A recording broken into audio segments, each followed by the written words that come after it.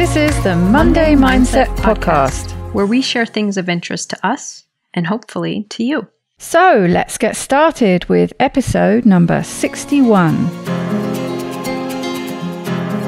In today's episode, Daisy and I realized that we hadn't done a kind of circle back, loop around check-in about previous episodes, which we tend to like to do after a certain number of episodes just to kind of give everyone a little bit of a pause and reflect time. So that's what we thought we would do today. So I think my general takeaway is a criticism of myself. Surprise, surprise. I think this sort of last batch of episodes, I've come up with a few quite sort of practical, helpful things that I thought for myself would be useful, but I then struggle to actually implement them. So I need to figure out, obviously we come up with different things every week and we're not expecting ourselves to be implementing everything we're suggesting or going down the track of thinking in that, new frame of mindset or whatever it is. It's not like that's other people's expectations or ours even.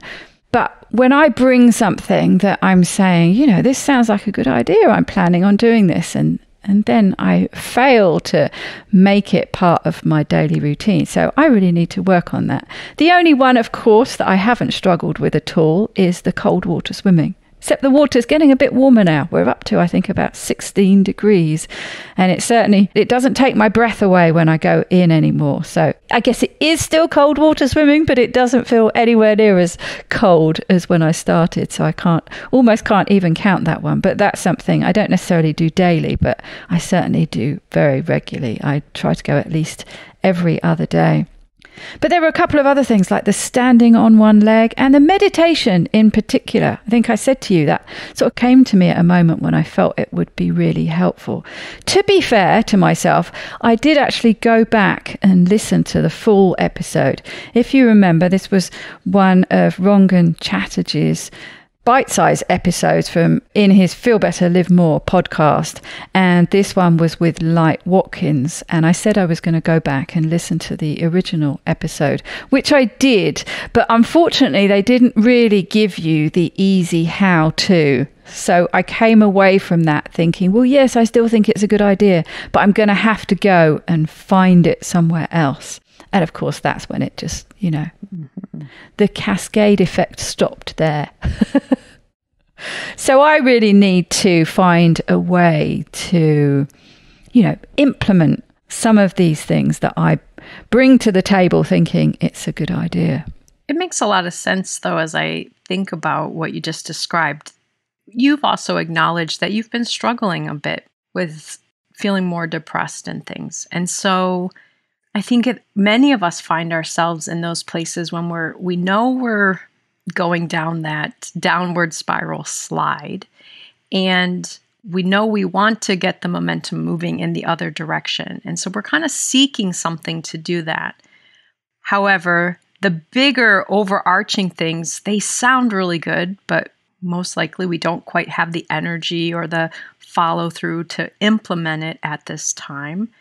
And the smaller things might feel so small that we don't know that we're going to have the impact. So the fact that you have kept an important one going, I think is huge.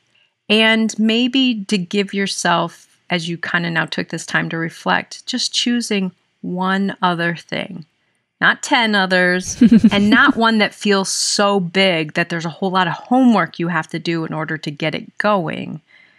But to give yourself that grace to just zoom in a little bit and say, I know I want to continue to feel better, and I believe this approach may help me, but not let yourself get bogged down in, there are 49 things you could be doing and 4 more books you could read and 7 more skills you could take a course on to learn how to do. That's all just really overwhelming in this time where you just need to kind of feel like you're building some traction forward. Yes, that's very true, actually. And I don't always, I do really enjoy going swimming. And I say swimming, I don't often do that much swimming. Depends. Sometimes the sea's really calm and it's quite easy to swim. Other times it's a bit more a case of splashing around. But basically the whole of it is that it's getting outside. It's the walk down there and the walk back, which is exercise in itself, being outside, looking around at things, and then being in the water. Yes, the cold water aspect to a certain extent, but just being there, having a nice view to look at, looking at all the other people around. Like I went down yesterday evening, beautiful evening. It's been miserable weather here. And so it was just nice looking around at groups of people getting together outside on the beach, having a meal, kids playing, someone throwing a ball for their dog who was going into the sea and bringing it back. Just things like that. And just sitting there, looking at the horizon, looking at the sea, bobbing around in the water. It's the whole package. And yes, and sometimes I kind of have to make myself go because I'm not feeling good and I know it's going to help. And other times, I don't. I know I should go and I know it's going to help and I can't quite manage it. But yes, you're right. It is something that I've managed to keep going with some kind of consistency. So I should feel pleased about that rather than looking at all these other things that I haven't managed to do. It also, as you were just describing that, one of the episodes I wanted to bring back and talk a little bit about today, you just kind of hit the nail on the head. It was an episode that you did, episode 51, How to Harness Your Inner Voice. And this was an episode you shared related to some information from Ethan Kross. And one of the things you talked about in that episode was kind of the more active attention or the more passive attention. And if I'm remembering, you talked about kind of passive attention, and maybe I'm not using the right word, but is ways that you kind of get distracted and get into a different feeling response just by observing things around you. And at that time, you talked about like going for a walk, when you go somewhere and you look at the architecture and things. And what you just described is, although you're not doing a lot of swimming per se, you're observing other people, you're noticing things, you're looking at the water, you're doing all of these other things that get you out of your head and, do such important helpful pieces of what you need at this time. And so maybe even cutting yourself some slack that on one level you could say this is the only kind of concrete thing, yes, I'm still doing, but look at all of the benefits of what it does. It does tie in a lot of the other things that you have shared and we have talked about in these episodes. And there's something very much akin to the gratitude journaling and the gratitude mindset, something we often circle back to, isn't it? But looking for the beauty in things. And I think because I started sharing some of the pictures, I started taking pictures of some of the things that I looked at and liked on my walk. And several people have commented, when I share them on social media and things, that they're really enjoying seeing the little snapshots of things I'm sharing. And someone commented along the lines of how, you see the beauty in things, in the little things. It's one that I haven't shared yet, but there are these beautiful daisies that you see a lot by the sea that just seed themselves in cracks in the pavement and, and thrive despite the salt in the air and things like that. But I think there's something, like I say, akin to the shift in mindset when you think about gratitude is looking for the beauty in things, because you can find it anywhere you look, if you look. And that image, I have, you haven't shared it yet on social media, but that image of those daisies, it is not lost on me that they are called daisies, but the idea of this beauty and this hardiness that comes out of these cracks in the rocks in an environment that may not be super supportive to them. That's a metaphor for the struggle that you're going through and how you continue to kind of plant yourself and thrive, even though the environment may not always feel great or feel supportive of that. So I think that's a great example that it does so much more for you than just the benefit of the cold water swimming.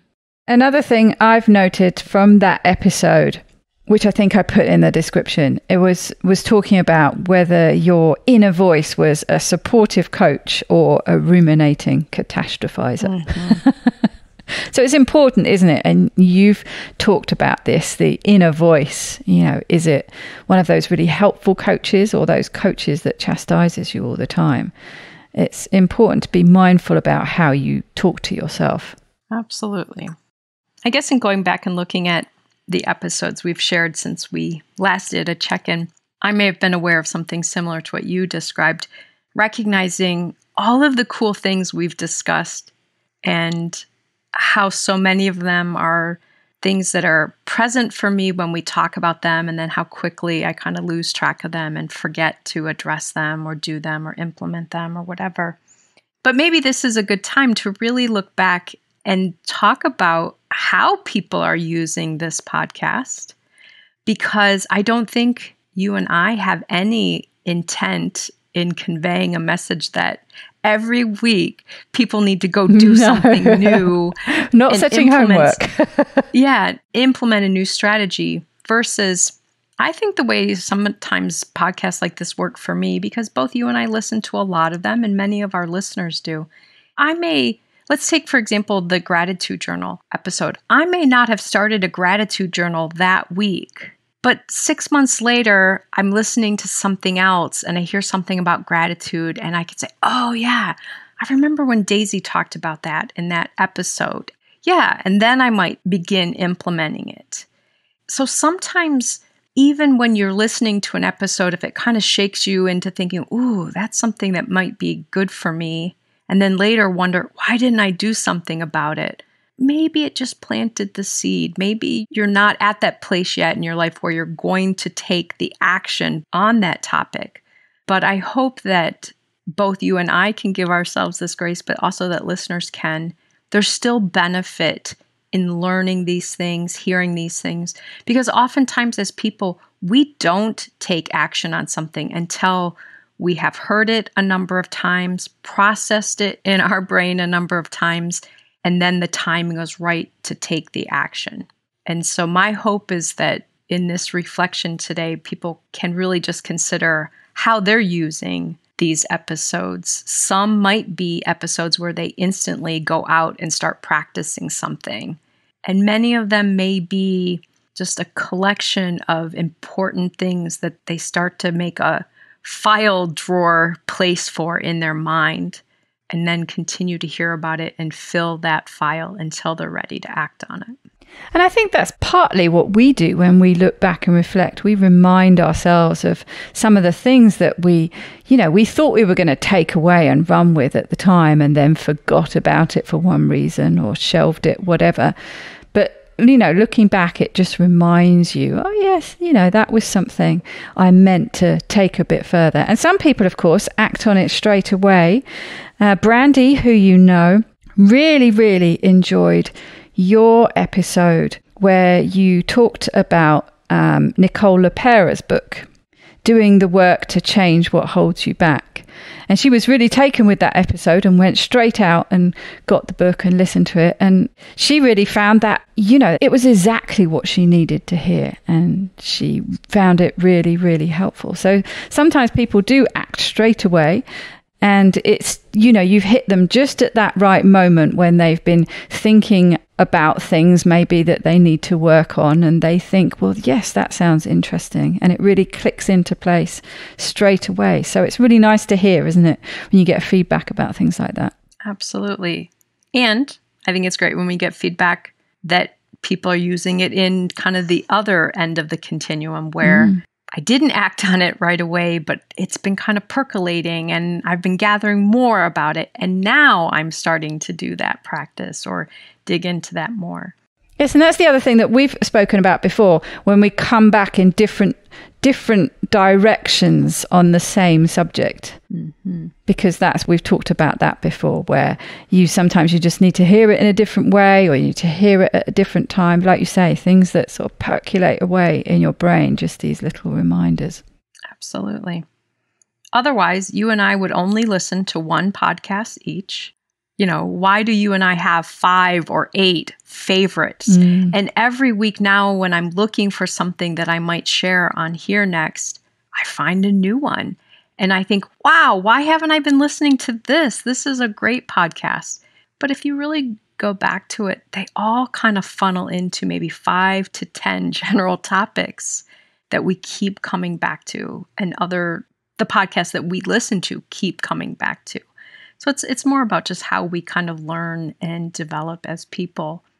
So until the next time we look back and reflect, here's to the next batch of episodes. I will see you again, same time, same place, next week. Have a wonderful week. Take good care, everybody. Talk to you soon, Daisy.